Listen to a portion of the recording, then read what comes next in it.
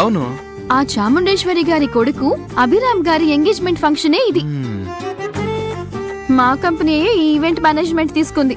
నేనే ఈ ఫంక్షన్ మొత్తానికి హెడ్. అయ్యో, నువ్వు అంత పెద్ద పొజిషన్ లో ఉన్నావా? మరి నా టీమే ఈ ఫంక్షన్ డెకరేషన్, క్యాటరింగ్ అన్ని చేస్తున్నారు. అంతా నా కంట్రోల్లోనే ఉంది. అమ్మ బాబోయ్, సూపర్ అండి. అయితే 2 plate biryani, extra gulab jam, ice cream అన్ని తినొచ్చా? ఏ ఆపు, కక్కుర్తి బుద్ధి పోదు చూడు. ఎందుకిలా తిండి కోసం పడి చేస్తుంటావు? హలో హలో, అది నువ్వు చెప్తున్నావా?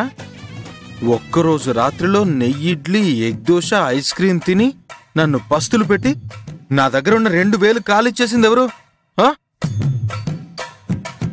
ఓయ్, అదే రోజు రాత్రి నీకు మొత్తం డబ్బులు సెటిల్ చేశాను కదా. నా జీవితంలో జరిగిన ఒకే ఒక్క మంచి విషయం అదే. ఎందుకంటే ఆ రోజే నేను నీ పేరు తెలుసుకున్నాను కదా. సరే సరే, ఇప్పుడు నువ్వు చెప్పు. నువ్వు ఆటో డ్రైవర్వి కదా. ఇది పెళ్లి కొడుకు వాళ్ళ ఫ్యామిలీ కోసం అలాట్ చేసిన రూమ్. అయినా నువ్విక్కడేం చేస్తున్నావు? అది ఏంటంటే నేను చెప్పవయ్యా. ఇంత పెద్ద కోటీశ్వరుల ఇంటి ఫంక్షన్ లో నీకేం పని అంటున్నా. ఆగాగు, ఎందుకిలా పాప్కార్న్ లా పేలుతున్నావు?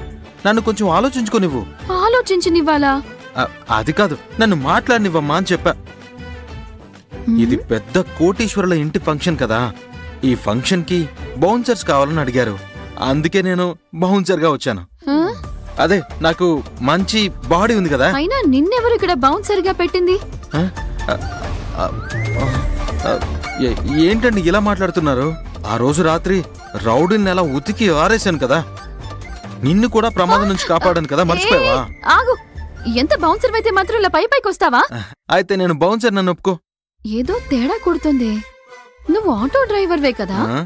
అరే, కేవలం ఆటో మాత్రమే నడుపుతూ ఈ కాలంలో సంపాదించగలమా? లైఫ్ లో సెటిల్ అవ్వాలంటే చాలా డబ్బు కావాలమ్మా.